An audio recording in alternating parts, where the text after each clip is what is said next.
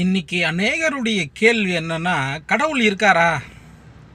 கடவுள் இருக்காரா? இருந்தா ஏன் இவ்வளோ அநியாயம் நடக்குது? ஏன் இவ்வளோ அக்கிரமம் நடக்குது? எதுக்காக இப்படிப்பட்ட ஒரு சம்பவம்லாம் இந்த பூமியில் நடந்துகிட்டு இருக்கு? உண்மையாகவே கடவுள்னு ஒருத்தர் இருந்தால் ஏன் இப்படியெல்லாம் நடக்குதுன்னு சொல்லி அநேகர் கேட்குறாங்க. நான் சொல்கிறேன், பைபிள் ரொம்ப தெளிவாக நமக்கு சில விஷயங்களை சொல்லி கொடுக்குது. அது ரொம்ப சுருக்கமாக நான் சொல்கிறேன். மனுஷனை உண்டு பண்ணுறதுக்கு முன்னாடி வரைக்கும் எல்லா காரியங்களையும் தேவன் தான் செய்தார். நல்லா புரிஞ்சுக்கங்க. என்னைக்கு மனுஷனை உண்டாக்குனாரோ அன்னைக்கே அவர் என்ன பண்ணல, மனுஷனை உண்டு பண்ண உடனே அவர் எந்த ஒரு செயலுமே அவர் செய்யலை. என்னன்னா, மனுஷனுக்கான ரெஸ்பெக்ட், மனுஷனுக்கான மரியாதையை அவர் கொடுக்கிறார். இப்போது அவருக்கு பதிலாக மனுஷன் இருந்து என்ன பண்ணணும், எல்லா காரியங்களையும் செய்யணுங்கிறது தான் தேவனுடைய சித்தம். இப்போ உங்கள் கையில் நீங்கள் இருக்கீங்க, உங்கள் கையில் ஒரு வேலையை நான் சொல்கிறேன், சொல்லிவிட்டு இதை நீங்கள் செய்கிறதுக்குள்ளாக நானே செஞ்சேன்னு சொன்னால் அது உங்களை மரியாதை குறைவாக நடத்துகிற விஷயமா இருக்காது இல்லையா? அப்படி தானே இருக்கும். என்ன வேலையும் சொல்கிறாரு, அதே நேரத்தில் அவரே செஞ்சுட்டு போயிடுறாரு, அப்போ எனக்கு என்ன மரியாதை இருக்குது அப்படின்னு கேட்குறீங்கல்ல சில நேரங்களில். அப்படி தான் மனுஷனை என்னைக்கு இந்த பூமிக்கு அதிகாரியாக தேவன் வைத்தாரோ அன்னையிலே என்னாச்சு, அன்னையிலேருந்து இன்னைய வரைக்கும் அவன் என்ன பண்ணுறது கிடையாது.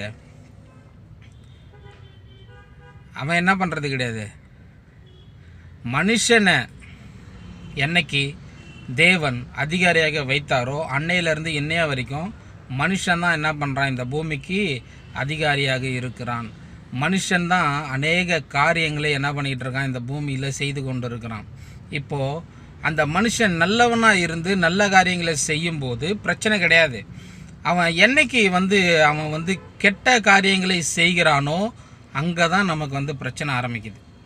இன்றைக்கி கடவுள் இருந்தால் ஏன் இப்படியெல்லாம் நடக்குதுன்னு கேட்குற உங்களை பார்த்து நான் ஒரே ஒரு கேள்வி தான் கேட்குறேன். நீங்கள் எத்தனை பேருக்கு நல்லது செஞ்சுருக்கிறீங்க? நீங்கள் எத்தனை பேருக்கு தீமை செய்யாமல் இருந்திருக்கிறீங்க? அப்போது இங்கே கடவுள் இருக்காரா இல்லையா அப்படிங்கிறது செகண்டரி. நாம் நல்லவங்களாக இருக்கிறோமா அப்படிங்கிறது தான் முதற்படியான கேள்வி. காரணம் என்னென்னா, நாம் நல்லவங்களாக இருக்கணும், நம்ம எல்லா காரியங்களும் நல்லபடியில் நடப்பிக்கணும், யாருக்கும் எந்த துரோகமும் செய்யக்கூடாது, யாருக்கும் எந்த ஒரு கெடுதலும் செய்யக்கூடாதுங்கிறதுக்காக தான் தேவன் இந்த பூமியில் மனுஷனை உண்டு பண்ணி வச்சிருக்கிறாரு. ஆனால் இந்த கிறுக்கு பிடிச்ச மென்டல் மண்டையில் பார்த்தீங்கன்னு சொன்னால் அப்படி எதுவுமே என்ன பண்ணுறது கிடையாது, ஏறுறதே கிடையாது.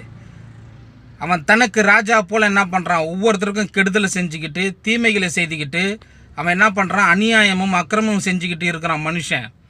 இதுக்கு நம்ம கடவுளை எப்படி குற்றம் சொல்ல முடியும்? இப்போ உங்கள் கையில் ஒரு பொறுப்பை நான் கொடுக்குறேன், அதை நல்ல முறையில் நீங்கள் செய்து முடிச்சிங்கன்னா உங்களை வாழ்த்தலாம். ஒருவேளை நீங்கள் அதை தவறாக செஞ்சிட்டீங்கன்னு சொன்னால் கடவுளை குறை சொல்லுவீங்களா? எப்படி? இல்லை. தேவன் மனுஷனிடத்தில் ஒரு சில பொறுப்புகளை கொடுத்தார். அந்த பொறுப்புலேருந்து ஒவ்வொருத்தரும் தவறிக்கொண்டு என்ன பண்ணிகிட்டு இருக்காங்க, அவங்க இஷ்டம் போல் சுயநலத்தோடு சில செயல்களை செய்யும் போது தான் நான் தவறாக போகிறது. இதை தான் நியாயம் தீர்க்க வருகிறார் அவர். இந்த பூமியில் யாருக்கும் கெடுதல் பண்ணாதீங்கன்னு சொல்கிறாரு. இந்த பூமியில் ஒருத்தர் எல்லாருமே என்னுடைய பிள்ளைங்கன்னு சொல்கிறாரு.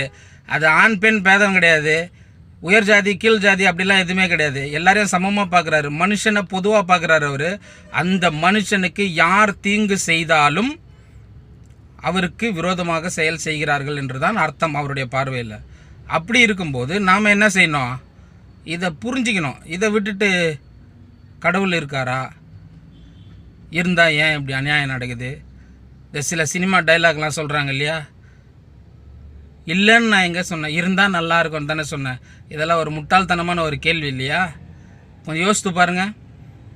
இந்த டைலாக் பேசுகிறவங்க எத்தனை பேர் நன்மை செஞ்சுக்கிட்டு இருக்காங்க இந்த பூமியில்? எத்தனை ஏழைகளுக்கு உதவுறாங்க? எத்தனை ஏழை பிள்ளைகளுக்கு இந்த மாதிரி சில செயல்களை செய்கிறாங்க? அநியாயத்தை கண்டு என்னைக்கு எத்தனை பேர் பொங்கி எழுந்திருக்கிறாங்க சொல்லுங்கள்? கிடையாது. அது தடுக்க முடியாது. காரணம் என்னன்னா, மனுஷன் இந்த பூமியில் பெருக தொடங்கினதுலேருந்து இன்னைய வரைக்கும் பிரச்சனைகள் இருந்துக்கிட்டே தான் இருக்குது. அப்போ கடவுள் இல்லைன்னு ஆகுமா? கிடையாது. முடிஞ்ச அளவுக்கு ஒவ்வொருத்தரும் தான் தன் நிலை உணர்ந்து தான் எப்போ நல்லவர்களாக மாறுறோமோ என்னைக்கு நான் யாருக்கும் எந்த தீமையும் செய்யக்கூடாதுன்னு செல்ஃப் ரெஸ்பெக்ட் என்னைக்கு வருதோ, எனக்குள்ள எப்போ மனம் திரும்புதல் உண்டாகுதோ அன்னைக்கு இந்த பூமி சொர்க்கம் மாதிரி இருக்கும். இதுக்கு தேவன் இருந்தால் நல்லா இருக்கும், தேவன் இல்லையே. தேவன் தான் அவருக்கு பதிலாக உங்களையும் என்ன இங்கே வச்சிருக்கிறாரு. நல்லது செய்யுன்னு சொல்கிறாரு. எத்தனை பேர் நல்லது நம்ம செய்கிறோம்? கூட பிறந்தவங்களுக்கே நல்லது செய்கிறது கிடையாது. நம்ம வீட்டு பக்கத்து வீட்டுக்காரங்கிட்டே நம்ம நல்லது செய்கிறது கிடையாது. நம்ம இருக்கிற தெருவில் யாருக்கும் நம்ம நல்லது செய்கிறது கிடையாது. செய்கிறது எல்லா தப்பையும் நம்ம செஞ்சுட்டு கடவுள் மேலே குறை சொல்கிறதில்ல எந்த ஒரு விதத்துலையும் நியாயமானதாகவே இருக்காது. சங்கீதம் 14 நீங்கள் பார்த்தீங்கன்னாலும், சங்கீதம் 53 நீங்கள் பார்த்தீங்கன்னாலும் ஒரே விஷயந்தான். கிட்டத்தட்ட 7-8 வசனங்கள் கிட்ட வருது. எல்லாமே ஒரே மாதிரி தான் இருக்குது. ஏன் அப்படி எழுதப்பட்டிருக்குது வசனங்கள்? தேவன் இல்லை என்று மதிக்கட்டவன் தன் இருதயத்தில் சொல்லி கொள்ளுகிறான். இன்றைக்கி அப்படி தான் நம்ம மதிக்கட்டவர்களாக இருக்கணும்னு ஆசைப்படுறோமா? கிடையாது. தேவன் விரும்புகிற பதிரி நம்ம என்ன பண்ணோம்? இந்த பூமியில் நம்மளால் முடிஞ்ச வரைக்கும் நல்லதை என்ன பண்ணோம்? நம்ம செய்யணும். புரிஞ்சிருக்கும்னு நினைக்கிறேன். God bless you. இன்னொரு வீடியோவில் சந்திக்கலாம்.